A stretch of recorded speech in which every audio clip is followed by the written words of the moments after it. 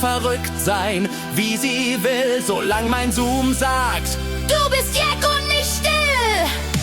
Karneval im Homeoffice, das ist neu, doch auch ohne Sitzung wird jeder Jack frei. Oh, ich bin Prinz im Pyjama, mit Schlips und Alarv, und das WLAN stürzt ab, weil ich zu laut ruf Alarv.